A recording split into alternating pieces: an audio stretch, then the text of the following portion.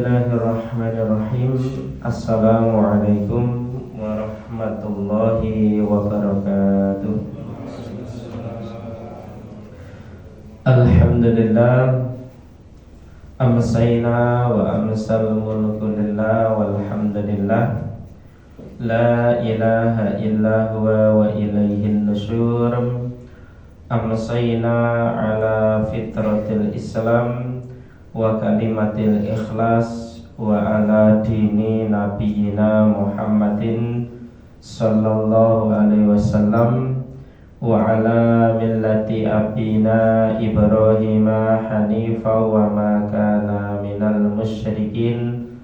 Allahumma inna amsayna fi ni'matin wa afiyatin wa sitrin fa'atimma alaina ni'mataka wa afiyataka wa sitraka fid dunya wal akhirah, amma ba'du.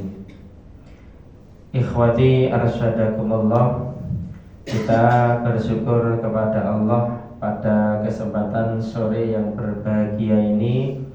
Allah subhanahu wa ta'ala masih berkenan memberikan kepada kita nikmat iman, nikmat Islam, nikmat sehat, juga nikmat sempat.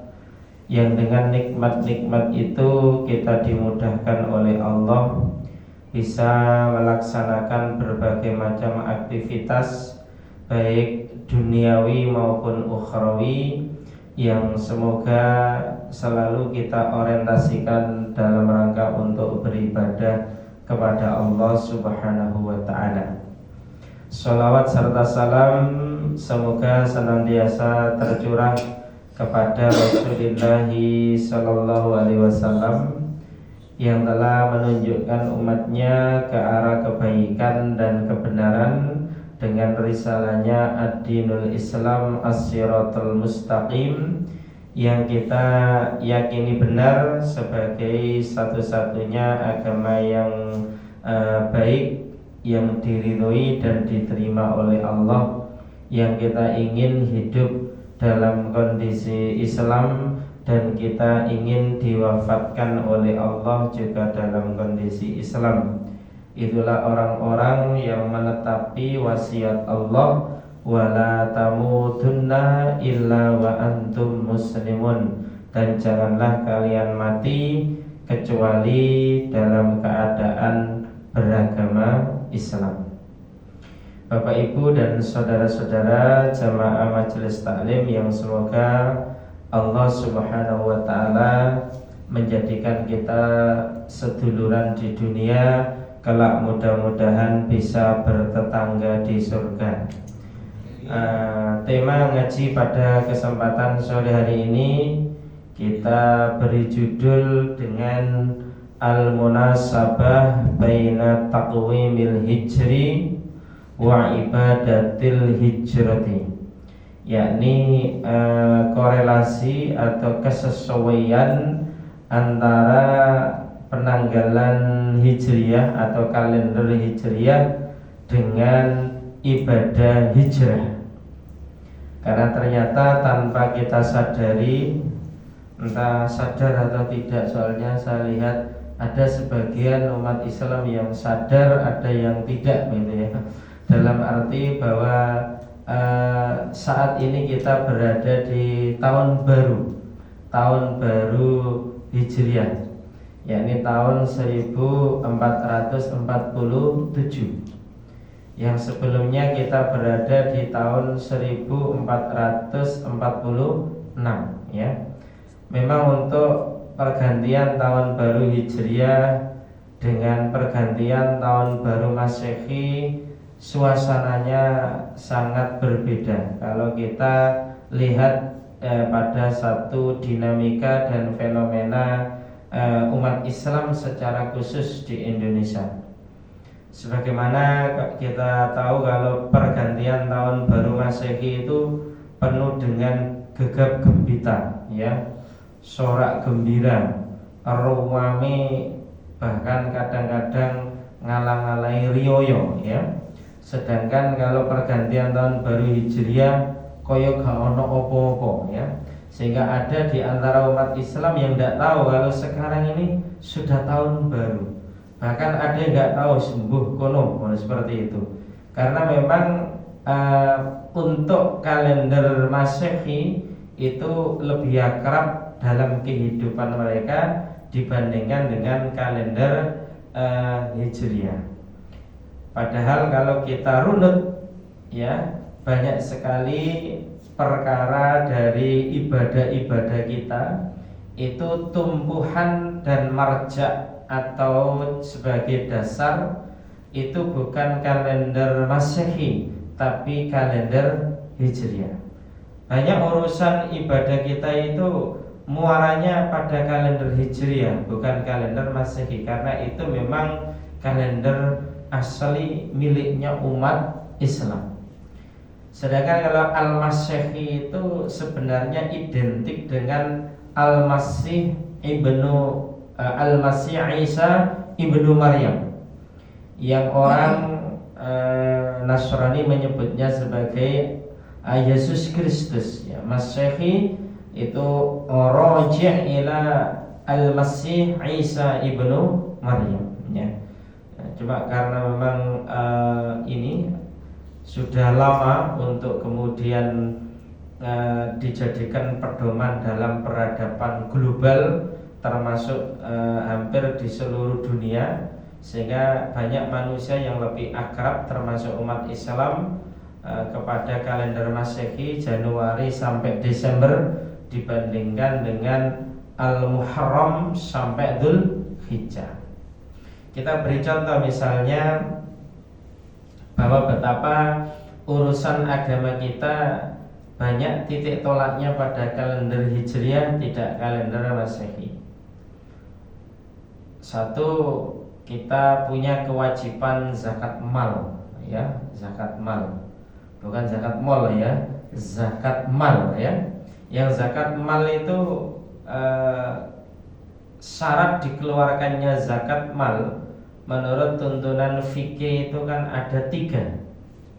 Yang pertama kepemilikan sempurna, ya.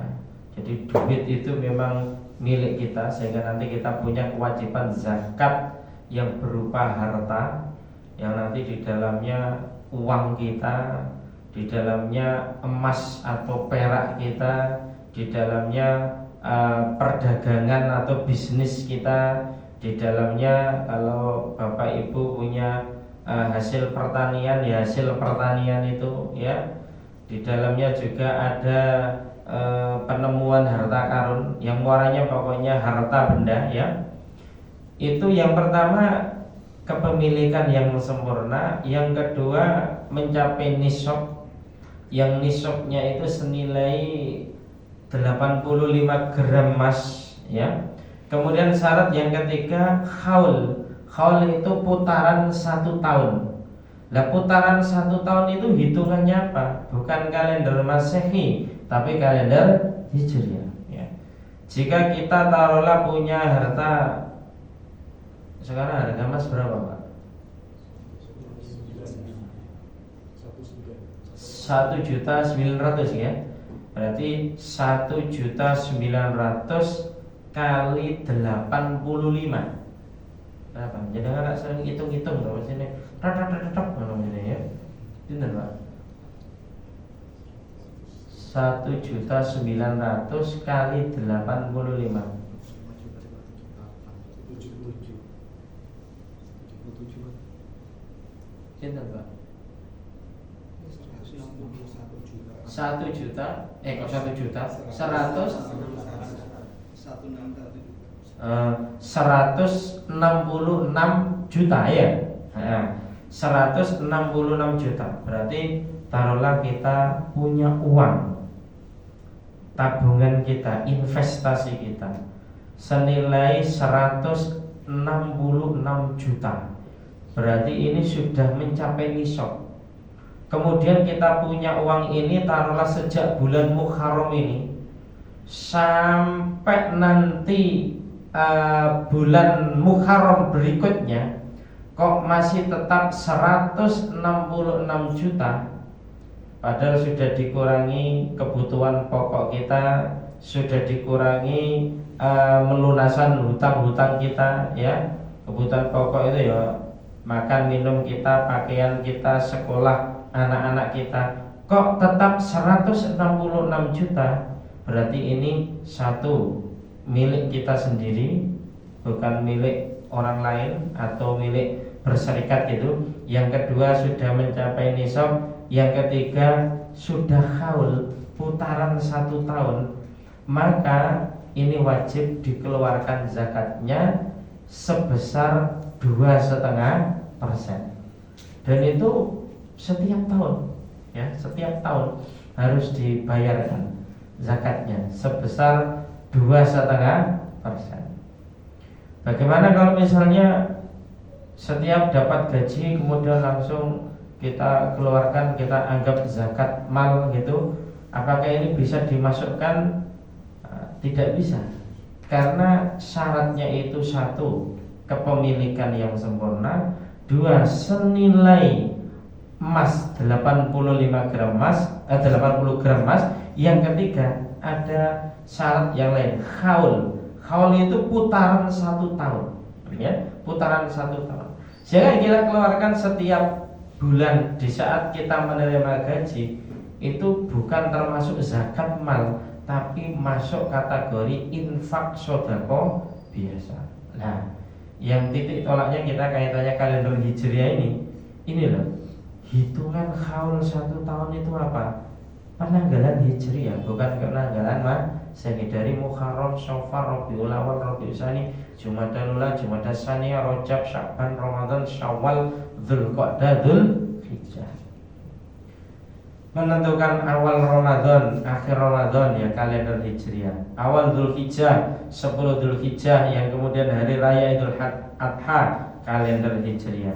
Kita mau puasa sunnah Dzulhijjah, puasa Tasu'a, puasa Asyura, puasa Arafah, kalender hijriah.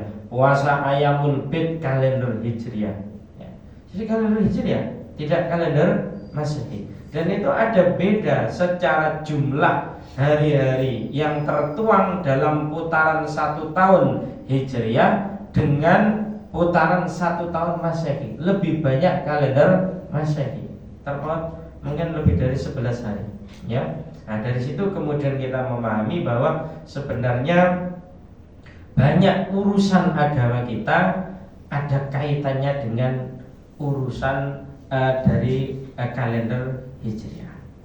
Makanya ini kita akan lacak sejarahnya. Kalender hijriah ini menjadi kalender resmi umat Islam itu sejak kapan? Menurut narasi sejarah berdasarkan sirah sahabiyah, yakni sejarah kehidupan para sahabat, kalender hijriah legal formal resmi menjadi kalender umat Islam itu sejak zamannya Sayyidina Umar bin Khattab radhiyallahu anhu, yang dalam cuplikan fragmen sejarah itu disebut bahwa ketika sahabat Abu Musa al-Asy'ari radhiyallahu an dinobatkan menjadi gubernur di daerah Damaskus, Suriah, ya. Beliau itu ketika jadi gubernur di daerah Damaskus, Suriah, itu sering mendapatkan surat dari Sayyidina Umar bin Khattab, yang saat itu Umar bin Khattab sebagai khalifah, sebagai Amirul Mukminin, pemimpinnya orang-orang yang beriman, ya, mengirim surat. Dalam surat itu hanya dicantumkan bulannya, bulan Muharram, bulan Syawal, bulan Rajab, begitu. Karena bulan-bulan itu di dunia Arab juga sudah dikenal, ya. Meskipun nanti antara kalender Arab kuno dengan kalender Islam itu ada perbedaan juga. Misalnya kalender Arab kuno menyebut Muharram itu Safar awal, kemudian Safar sani, begitu, ya.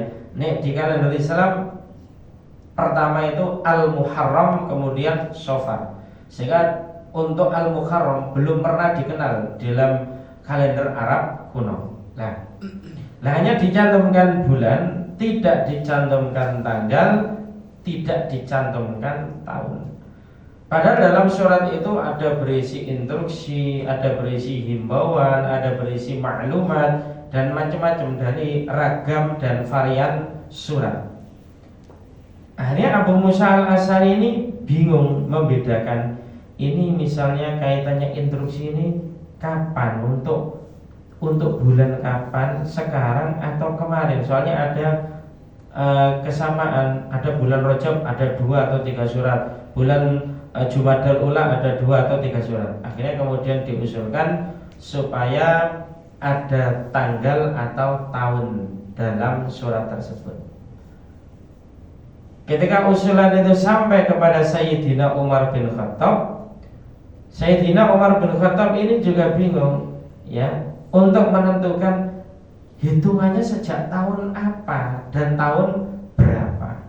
Akhirnya kemudian beliau mengajak musyawarah para sahabat-sahabat senior ketika itu. Ada Utsman bin Affan, ya, ada Ali bin Abi Thalib, ya, ada sahabat Tolha, ada sahabat Jabir, ya, banyak sekali sahabat-sahabat senior yang diajak musyawarah ketika itu. Akhirnya timbullah berbagai macam usulan-usulan sebagai titik tolak dari penanggalan Hijriyah. Ada yang mengusulkan dihitung saja sejak lahirnya Nabi, ya, ini dianggap tanggal 1 dari kalender kita. Tapi usulan ini ditolak, khawatir nanti umat Islam itu mengkultuskan Nabi Muhammad seperti kaum Nasrani mengkultuskan Isa ibnu Maryam. Akhirnya usulan ini mentah. Kemudian ada yang mengusulkan dihitung sejak bi'tsatun Nabi, Muhammad diutus sebagai Nabi, yakni ketika beliau mendapatkan wahyu di Gua Hira, surat Al-Alaq ayat 1-5 itu. Ini juga ditolak karena tidak ada hujah yang begitu kuat untuk dijadikan alasan sebagai marja atau titik tolak. Ada yang mengusulkan peristiwa wafatnya Nabi, ini juga ditolak, ya. Khawatir nanti di setiap momentum pergantian tahun baru Islam itu ingat Nabi wafat, akhirnya kemudian sedih kabeh, tidak ada gembiranya. Kemudian Sayyidina Ali bin Abi Thalib yang dikenal sebagai seorang sahabat yang miskin harta tapi kaya ilmu, beliau mengusulkan supaya yang menjadi titik tolak dalam kalender Islam itu peristiwa hijrahnya Nabi. Dan usulan ini diterima karena hijrahnya Nabi itu menjadi al-furqan bainal haqqi wal batil, yakni pembeda antara kebenaran dengan kebatilan, dan itulah titik awal dari kemenangan dan kejayaan dakwah Islam.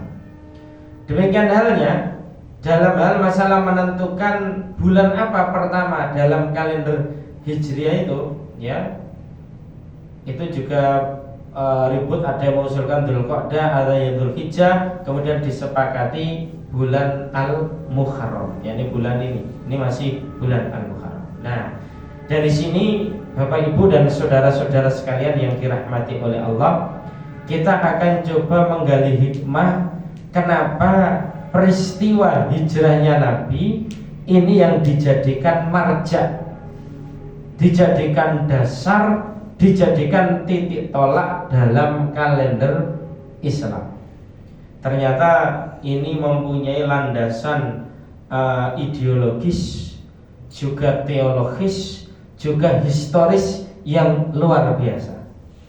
Karena hijrah ini termasuk ibadah yang agung, ibadah yang mulia untuk menyelamatkan akidah umat dan juga untuk membentuk dari masyarakat Islam yang kemudian menjadi pemimpin, ya, pemimpin bagi masyarakat yang lain.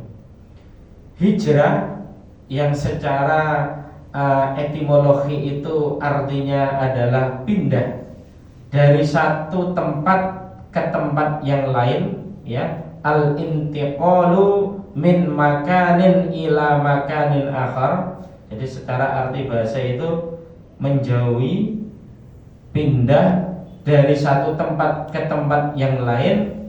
Maka ini makna al-hijrah makaniyah, yakni makna hijrah yang orientasinya itu pindah tempat. Dalam sejarah Islam, hijrah pindah tempat ini terjadi 3 kali, ya, terjadi 3 kali. Yang pertama, kaum muslimin hijrah dari Mekah ke Habasyah, dari Mekah ke Habasyah, yang saat itu Rasulullah mendapatkan wahyu dari Allah untuk memerintahkan umatnya hijrah dari Mekah ke Habasyah. Ke Habasyah hari ini adalah Ethiopia, ya, atau Afrika, ya, sebutannya Ethiopia atau Afrika, ya. Yang jarak Mekah ke Habasyah, yakni Afrika, itu sekitar 500 km, ya, 500 km. Dan ini sebuah jarak yang cukup panjang. Lah, kenapa kok kemudian sampai hijrah? Di situ di perjalanan Syirah Nabawiyah juga Syirah Sahabiyah, perjalanan hidup Nabi, perjalanan hidup sahabat, itu disebabkan karena kerasnya teror, intimidasi, ya, siksaan, ya, yang dilakukan oleh orang-orang kafir Quraisy terhadap khususnya kaum du'afa, orang lemah, fuqara, orang fakir, masakin, orang miskin yang mengikuti dan menerima dakwanya Rasulullah, ya. Nah, orang kaya yang mengikuti dakwanya dari Nabi tidak begitu masif untuk teror dan intimidasinya, ya. Ya, mereka juga berani untuk melakukan itu, tapi ini masih berpikir 2-3 kali. Tapi yang kemudian banyak ditindas, diteror, disiksa, dibunuh oleh orang-orang kafir Quraisy di awal-awal dakwah Nabi itu adalah dari kalangan du'afa, orang-orang lemah, fuqara, orang-orang miskin, orang-orang fakir dan masakin yang menerima dakwahnya Nabi itu menghadapi teror yang luar biasa. Sebut saja seperti keluarganya Yasir, ya. Yasir itu punya istri yang namanya Sumayyah, punya anak yang namanya Ammar, ya, dari kalangan miskin. Itu Masya Allah, begitu tahu bahwasanya Yasir ini masuk Islam, akhirnya kemudian dieksekusi oleh orang-orang kafir, disiksa, didolimi luar biasa, disiksa, didolimi luar biasa, sampai-sampai yang mendolimi itu capek ngepui, ya. Jadi ngepui itu pegel, maunya itu dipecuti, dicemeti itu agar kembali ke agama jahiliyah, irtad utruk Muhammad, ya, murtadlah dari agama Muhammad, tinggalkan Muhammad. Itu dipecuti, dijoplai sampai yang mencuti itu capek, akan tetapi tetap iman itu berada dalam diri mereka, ya. Yang ketika Rasulullah SAW lewat ketika itu, belum diizinkan untuk melakukan pembelaan secara langsung, ya, karena memang belum diizinkan oleh Allah. Maka kemudian Rasulullah yang mengatakan kepada keluarga Yasir itu, sabrun ya ala Yasir, fa inna mau'idakumul jannah. Sabarlah wahai keluarga Yasir, sungguh surga dijanjikan untuk kalian. Yasir, istrinya Sumayyah dan anaknya Ammar, begitu mendengar Rasulullah mengatakan sabrun ya ala Yasir fa inna mau'idakumul jannah ini, sabarlah wahai keluarga Yasir, sungguh surga dijanjikan untuk kalian. Ini perkataan itu betul-betul merasuk pada pikirannya, akalnya, ya, bahkan mengaliri darahnya, sehingga kemudian kulitnya itu seakan-akan menjadi tebal, Bapak Ibu. Pecutan dari berbagai macam cemeti itu tidak terasa. Sampai kemudian terakhir itu istrinya Yasir itu menjadi wanita syahadah, yang syahidah pertama kali, mati syahid pertama kali, dengan cara-cara yang sangat kejam. Mohon maaf, istrinya Yasir itu kemaluan beliau ditusuk dengan tombak tembus sampai ke kepalanya, ya. Sedangkan Yasir sendiri juga akhirnya dibunuh.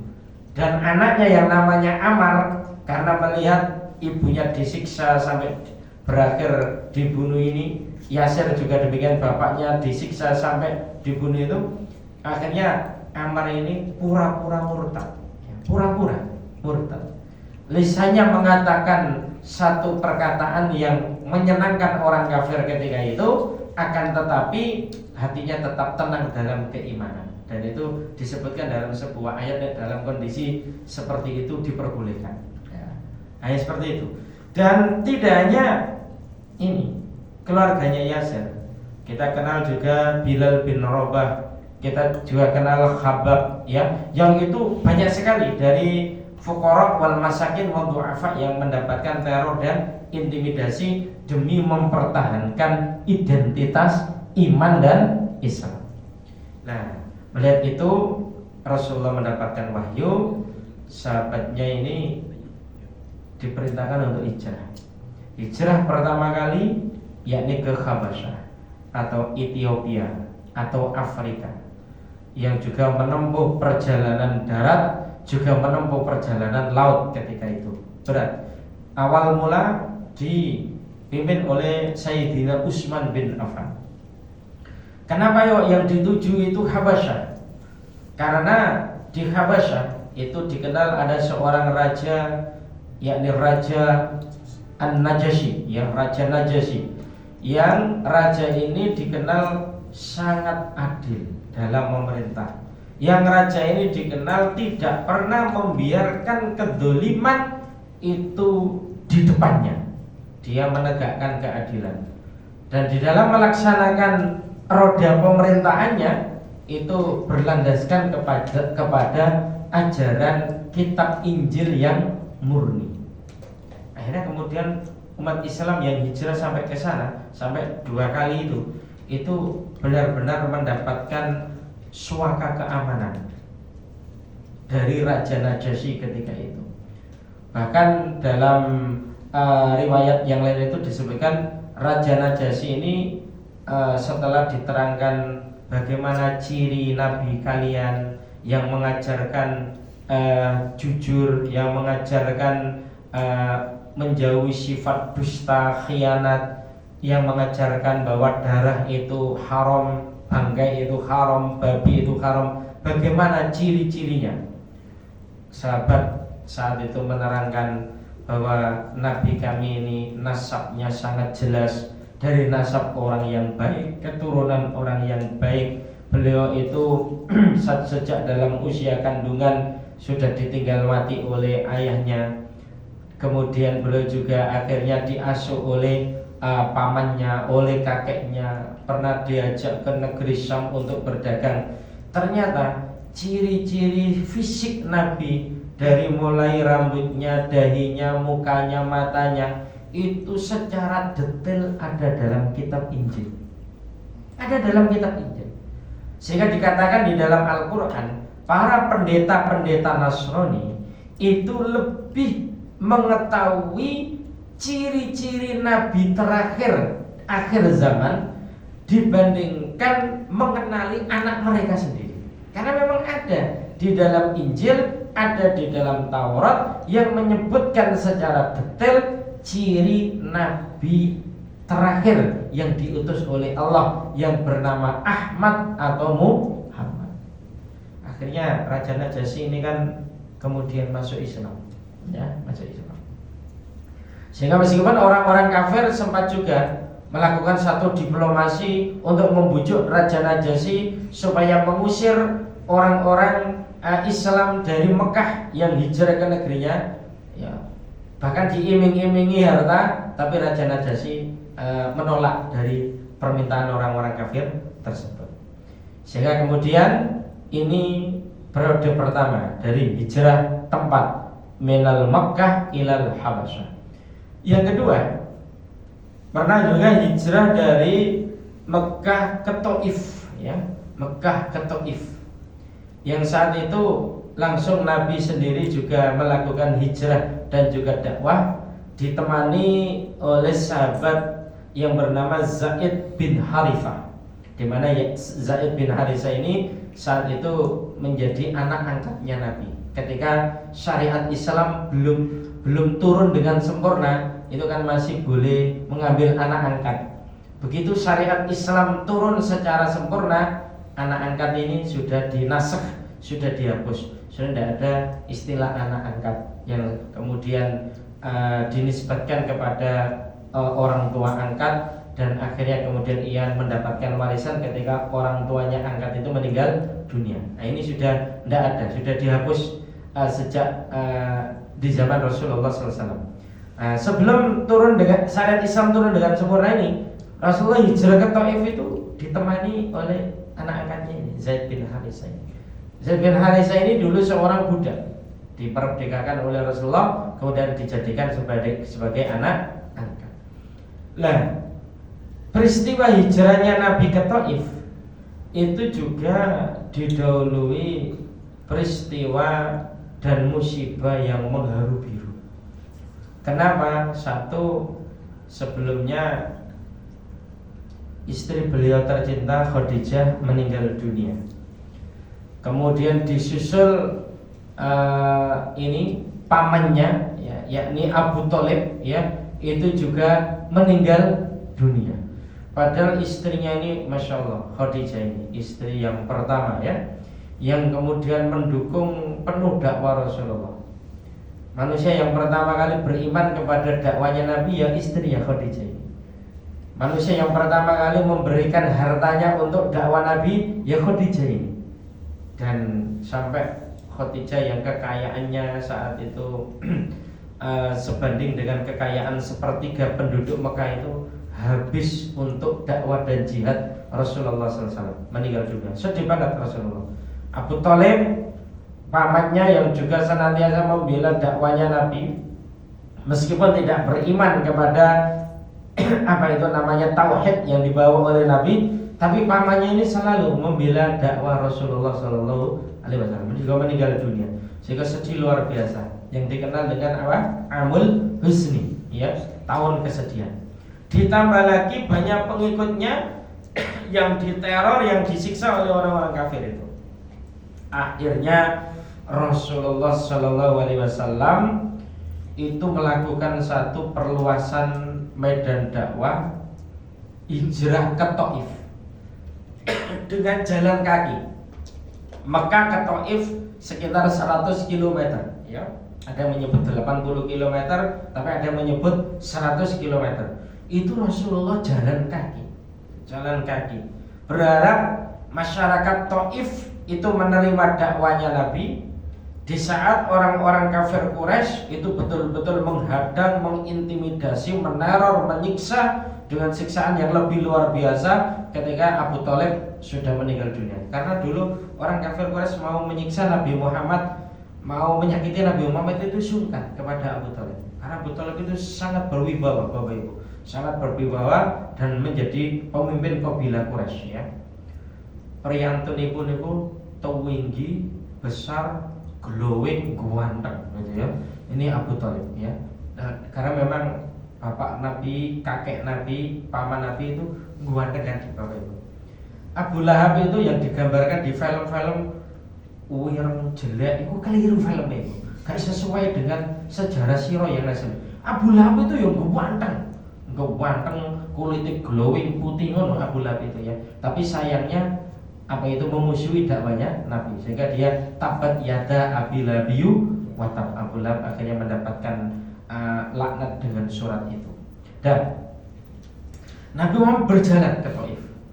Di Taif, Nabi Muhammad itu 10 hari di Taif untuk menyampaikan dakwah Islamiyah, berharap untuk dakwah beliau itu diterima. Dan beliau ketika bertemu dengan tokoh-tokoh Taif, ketika itu berpesan, tidak perlu menyampaikan saya datang ke sini dari Mekah untuk menyampaikan dakwah ini.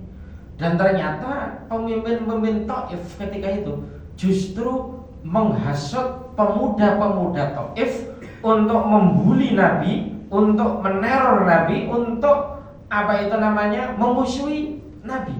Sehingga akhirnya kemudian Nabi dikata-katai kasar, bahkan tidak cukup kata-kata yang kasar, Nabi Muhammad dilempari batu. Yang saat itu Zaid bin Harisah melindungi Nabi dari lemparan batu itu sampai berdarah-darah. Nabi sendiri juga berdarah, ya, kepalanya berdarah, lengannya berdarah karena dilempari batu itu.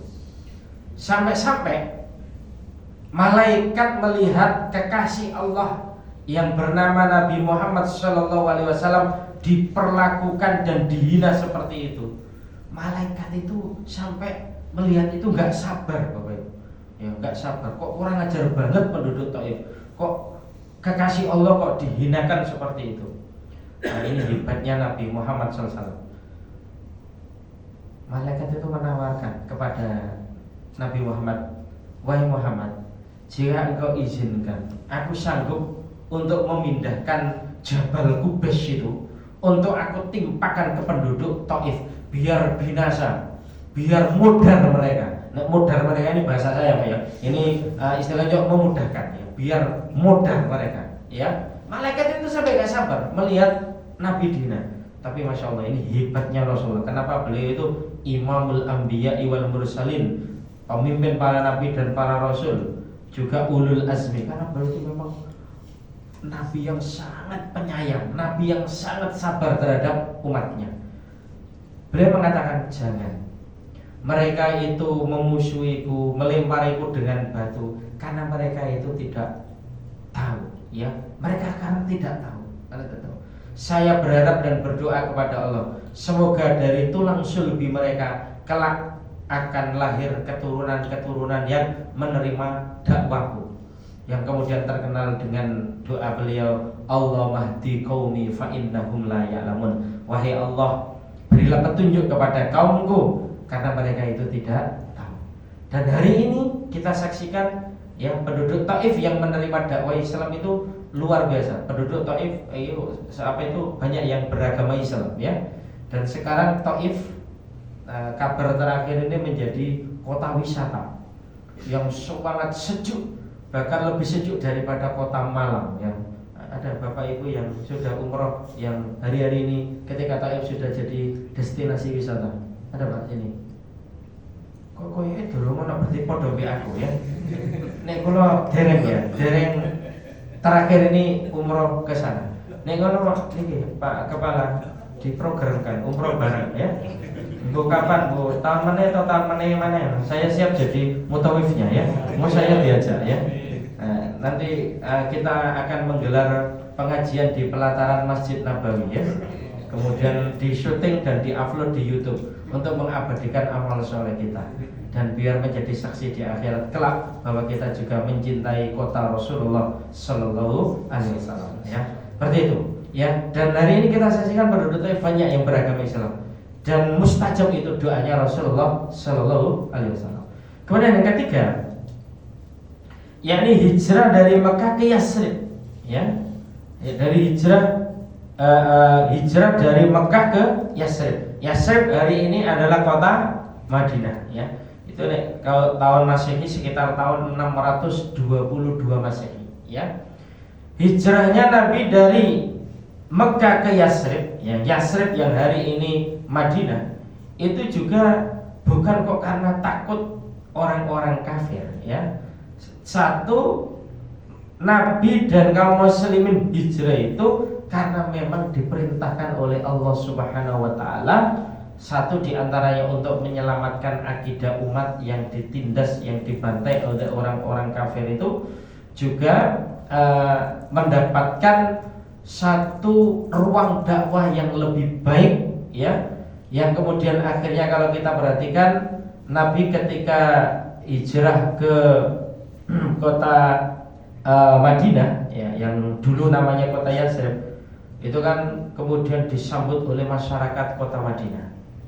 Karena sebelumnya Nabi sudah mengutus duta mubalik yang bernama Mus'ab bin Umair, yang kemudian Mus'ab bin Umair ini dari kalangan bangsawan yang kaya raya, yang ganteng juga wangi, yang parfumnya itu tercium dari jarak kira-kira 1 meter terus tercium, Pak, ya. Ini parfumnya Mus'ab bin Umair, ganteng lagi, ya. Lah, banyak yang menerima dakwah Islam itu, dan ketika Nabi Muhammad hijrah ke kota Madinah, itu kemudian disambut oleh masyarakat kota Madinah yang terkenal dengan nyanyian Tola al-Badru alaina, itu loh, Pak, ya. Itu, ya. Nah, ada satu testimoni, ya, yakni satu pernyataan yang jujur yang disampaikan oleh salah satu tokoh dari kota Yatsrib yang bernama Abdullah bin Salam radhiyallahu anhu. Ketika Rasulullah dikerumuni masyarakat Madinah atau masyarakat Yatsrib ketika itu, dari dekat Abdullah bin Salam ini juga ikut mendekat. Kemudian beliau melihat wajahnya Rasulullah SAW. Apa di antara kesaksian Abdullah bin Salam? Satu, beliau itu memberikan kesaksian bahwa aku tidak melihat pada wajah Muhammad itu satu kebohongan atau kedustaan. Artinya apa? Artinya wajah pemimpin yang jujur atau yang dusta itu rakyat yang dipimpinnya itu nurani dan juga instingnya itu akan bisa membedakan apakah pemimpin saya itu jujur atau dusta. Sampai-sampai Abdullah bin Salam ini memberi kesaksian, aku tidak melihat wajah pada Muhammad itu dusta dan khianat, tidak ada. Dan ucapan yang beliau ucapkan pertama adalah ya ayyuhan nas afsus salam wa at'imut ta'am wasyuddu bil laili wan nasu niyam tadkhulul jannata bisalam. Wahai manusia, afsus salam, sebarkanlah salam, wa at'imut ta'am, dan berikanlah makanan, wasallu bil laili wan nasu niyam, dan salatlah malam di saat banyak manusia yang tidur, tadkhulul jannata bisalam, niscaya kalian akan masuk surga dengan selamat. Nah, dari sinilah Bapak Ibu yang dirahmati Allah, hijrah yang kemudian Allah memberikan tempat karunia, fadilah, rahmat, maghfirah, ya ampunan, ya perjuangan yang luar biasa, itu kemudian membuahkan hasil yang sangat manis sampai kemudian Madinah, kota Madinah itu menjadi ad-daulah al-islamiyah al-ula, negara Islam pertama di dunia yang langsung dipimpin oleh Rasulullah SAW, sampai muncul yang namanya undang-undang pertama di dunia yang terbaik yang kemudian mengatur masyarakat Islam. Juga ada masyarakat Yahudi, ada masyarakat Nasrani, ada masyarakat musyrikin, ada masyarakat Majusi, yang itu sangat heterogen dari masyarakat yang ada di kota Madinah, dan semuanya kemudian harus patuh kepada yang disebut dengan Piagam Madinah, yang itu regulasi dan aturan yang disepakati dalam sebuah masyarakat yang sangat berperadaban. Yang akhirnya kemudian tahun 8 Hijriah, ya, tahun 8 Hijriah terjadilah Fathu Mekah, ya, penaklukan kota Mekah, sehingga Madinah dan Mekah ini kemudian dalam kepemimpinan Rasulullah Sallallahu Alaihi Wasallam. Yang selanjutnya kemudian Rasulullah kirim surat ke raja-raja Arab di sekitarnya, semuanya diseru untuk menerima dakwah Islamiyah yang disampaikan oleh Rasulullah SAW. Maka para ahli ilmu itu memberikan satu simpulan yang sangat baik tentang hijrah dalam arti makan tempat ini. Al-makan itu artinya bahasa Arab ya, al-makanu bukan makan itu ya, bukan ya. Al-makanu itu artinya tempat. Al-intiqal min makanin ila makanin akhar. Pindah dari satu tempat ke tempat yang lain dengan hijrah ini, dari Mekah ke Habasyah, dari Mekah ke Taif, dari Mekah ke Yasrib, ya. Ini betul-betul mendapatkan satu kemenangan Islam yang kemudian dari ahli ilmu itu memberi kesimpulan ada 3 perkara pokok yang menjadi salah satu sumber kemenangan Islam, juga menjadi sebab Allah Subhanahu wa taala segera menurunkan kemenangan dan kejayaan kepada umat Islam. Yang pertama adalah al-iman, iman dalam makna tasdiqum bil qalbi wa iqraru bil lisani wa amalu bil jawarih, yakni membenarkan dengan hati, kemudian mengucapkan dengan lisan dan mengamalkan dengan anggota badan. Yang kedua adalah al-hijrah, hijrah. Kemudian yang ketiga adalah al-jihadu fi sabilillah, yakni berjihad di jalan Allah. Ada juga hadis yang bertalian dengan hijrah yang sangat terkenal. Hadis ini tercantum di dalam kitab Al-Arba'in miliknya Imam An-Nawawi. Hadis itu berisi pokok-pokok ajaran Islam, bahkan tercantum di hadis yang pertama, ya, innamal a'malu binniyat wa innamal likulli imri'in ma nawa. Faman kana hijratu ilallahi wa rasulih fa hijratu ilallahi wa rasulih wa man kana hijratu lidunya yusibuha aw imra'atin yanfiquha fa hijratuhu ila ma hajara ilaih. Al hadis atau kama qala, yang artinya innamal a'malu binniyat, sesungguhnya amal perbuatan itu tergantung pada niat. Wa innamal likulli imri'in ma nawa, dan sesungguhnya seseorang akan mendapatkan balasan pahala, ya, itu dari perbuatannya berdasarkan niat yang ia tanam di dalam hatinya. Faman kana hijratu ilallahi wa rasulih, maka barang siapa yang hijrahnya dengan niat untuk mendapatkan ridho Allah dan Rasulnya, fa hijratu ilallahi wa rasulih, maka hijrahnya akan mendapatkan keridhaan Allah dan Rasulnya. Wa man kana hijratu lidunya yusibuha, dan barang siapa yang hijrahnya untuk mengejar kehidupan dunia, au imra'atin yang kihuha, atau hijrahnya itu untuk dengan niat bisa menikahi dengan wanita yang akan dinikahinya itu, fa hijratu ila ma hajar ilaih, maka ia mendapatkan balasan sesuai dengan niat yang ia tanamkan dalam hati dalam hijrah tersebut. Nah, ini pentingnya niat, juga pentingnya hijrah untuk mendapatkan kehidupan yang lebih baik. Makna yang kedua dari perluasan makna hijrah adalah arti maknawiyah. Maknawiyah ini secara makna, secara tempat mungkin tidak pindah, tapi secara makna dia melakukan satu perpindahan haluan, ya. Wong saiki menyebutnya sebagai move on, ya. Move on, ya. Lah, apa hijrah dalam arti makna itu? Satu, ada yang disebut dengan al-hijrah al-i'tiqadiyah, yakni hijrah keyakinan. Dari keyakinan-keyakinan batil, keyakinan syirik, keyakinan kufur, keyakinan fasik, menuju kepada al-i'tiqadiyah al-islamiyah, kepada keyakinan-keyakinan Islam, keyakinan-keyakinan yang muaranya adalah iman. Ya, ini juga sangat penting, Bapak Ibu.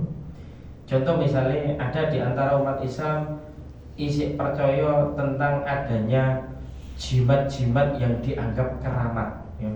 Katanya dengan jimat berupa akik, gelang, sabuk, ali-ali, keris, belangkon, ataupun mungkin raja-raja katanya bisa mendatangkan manfaat atau menolak madharat. Nek pakai itu tambah ketok ganteng dan wibawa, ya. Sekali ngomong sak kecap ibaratnya koyo idu ngono idu geni, ya. Macam-macam, ya. Dengan jimat itu dia percaya, ya. Maka itu berarti dia punya keyakinan batil, keyakinan yang rusak. Itu perlu dihijrahkan. Kenapa? Karena dalam hadis riwayat Ahmad itu disebutkan innar ruqa wat tamaim wat tiwala syirkun. Innar ruqa, sesungguhnya mantra-mantra, wat tamaim, jimat-jimat, ya. Termasuk jimat dari Al-Quran juga nggak boleh, ya. Ada yang pakai jimat dari Al-Quran dilebokno nggone celana dalame, akhirnya tambah dikejar-kejar karo setan dan dedemit, ya. Serius ini, banyak sekali kisah-kisah yang terjadi seperti itu. Karena itu meletakkan ayat-ayat yang agung tidak pada tempatnya, pelecehan itu, ya.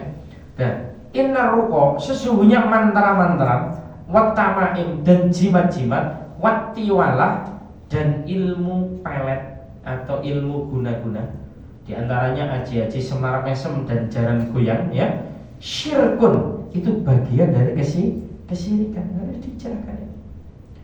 Tidak boleh orang Islam itu punya keyakinan yang salah. Misalnya ketika ditanya siapa penguasa Laut Selatan, oh, penguasa Laut Selatan Nyi Roro Kidul. Siapa Nyi Roro Kidul? Oh, gak jelas sejarahnya, gak jelas identitasnya, gak jelas nasabnya. Nyi Roro Kidul kan setan, dedemit dan kuntilanak. Lah kok jadi penguasa Laut Selatan itu? Siapa penguasa Laut Selatan? Ya Allah Subhanahu wa taala. Lillahi mulkus samawati wal ard. Milik Allah segala kerajaan yang ada di langit dan segala kerajaan yang ada di bumi, ya. Nah, jadi itu harus dijelaskan keyakinan yang batil seperti itu harus dihijrahkan. Yang kedua, al-hijrah fikriyah, yakni menghijrahkan pemikiran dari pemikiran-pemikiran yang sesat, ya, pemikiran-pemikiran yang busuk menuju al-fiqh al-islamiyah, menuju kepada pemikiran-pemikiran yang Islam. Ini juga perlu dihijrahkan. Di antaranya apa? Di antaranya adalah pemikiran liberalisme, inklusivisme, pluralisme, yang di situ menarasikan bahwa agama di dunia ini sama-sama baik, sama-sama benar, ya. Tidak ada yang paling benar, tidak ada yang paling baik. Ini sesungguhnya pemikiran sampah, ya, pemikiran sampah. Iku nek wong Islam duwe keyakinan dan pemikiran seperti itu, iku disebut wong Islam sing giji, gak jelas, ya. Gak jelas terhadap keyakinan terhadap agamanya, ya. Di antara prinsip iman, prinsip akidah itu meyakini bahwa satu-satunya agama yang baik, yang benar, yang diridhoi oleh Allah hanya Islam. Dalilnya banyak sekali. Quran surat Al-Imran ayat 19, Al-Imran ayat 85, Al-Furqan ayat 23, akhir dari surat An-Naba, dan hadis-hadis ada Sahih Bukhari, Sahih Muslim, Ibnu Majah, Imam Nasai, Imam Ahmad, Imam Tirmidzi, banyak sekali. Istilahnya ribuan dalil yang menyebutkan bahwa satu-satunya agama yang baik, yang diridhai oleh Allah itu adalah Islam. Sehingga ajaran pluralisme, liberalisme, inklusivisme yang memparalelkan, mensejajarkan seluruh agama, ini adalah ajaran yang dhalla wa adalla, sesat dan menyesatkan. Ini propaganda Dajjal. Propaganda Dajjal. Bahaya ini, Bapak Ibu, bahaya, ya. Saya itu kadang heran sekali, ya.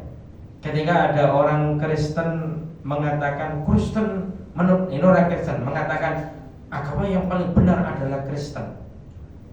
Dan ini dari sudut prinsip agama sah-sah saja orang Kristen mengatakan satu-satunya agama yang paling benar adalah Kristen. Kenapa? Karena memang agamanya Kristen. Tidak ada satupun media baik elektronik maupun cetak yang mengatakan dia Kristen radikal, Kristen garis keras, Kristen fundamentalis. Tidak ada yang mengatakan begitu. Atau Kristen anti Pancasila, anti Bhinneka Tunggal Ika, juga tidak ada. Giliran umat Islam mengatakan Islam agama yang benar, yang diridhoi Allah, langsung radikal, anti Pancasila, anti Bhinneka Tunggal Ika. Ini kan tidak jujur sama sekali. nggak adil sama sekali. Ini fakta loh Bapak Ibu. Maka ini kita jangan ikut-ikutan dengan model-model fitnah seperti ini, ya. Padahal ini tidak ada kaitannya radikalisme dengan prinsip satu-satunya agama yang benar adalah Islam. Ini kaitannya prinsip iman, prinsip akidah. Kita persilahkan juga orang Hindu mengatakan Hindu yang paling benar, silakan, karena memang itu justru menunjukkan militansi dalam beragama, ya. Orang Buddha mengatakan Buddha ini yang paling benar, bagus, silakan, karena memang itu memang dia orang Hindu atau dia orang Buddha, ya. Kalau orang Islam mengatakan, aku gak perlu api agama bener, api agama baik. Nah, kan apa kok susah-susah dadi wong Islam sholat bareng. Mbok sak minggu Islam meneh Kristen, meneh Buddha kan padha ae ning ngono ya. Nah, coba wani enggak seperti itu ya? Kan padha ae kan ya Pak ya? Kan katanya prinsipnya sama-sama baik, sama-sama benar. Coba hidup sebulan jadi orang Islam, nanti bulan Agustus jadi orang Kristen, bulan September jadi Hindu, padha ae kan? Seperti itu. Agak tambah rusak ya. Jadi ini prinsip yang salah. Jadi liberalisme pluralisme ini prinsip yang salah ya. Nah, kita orang Islam baru punya prinsip satu-satunya agama yang baik, yang benar, yang diterima oleh Allah hanya Islam. Coba di dalam Al-Qur'an dulu yang ada hanya wala tamutunna illa wa antum muslimun. Jangan kamu mati kecuali dalam keadaan beragama Islam. Seandainya Nasrani itu juga benar, kira-kira untuk Al-Quran ono ngene, wala tamutunna illa wa antum nasroniyun.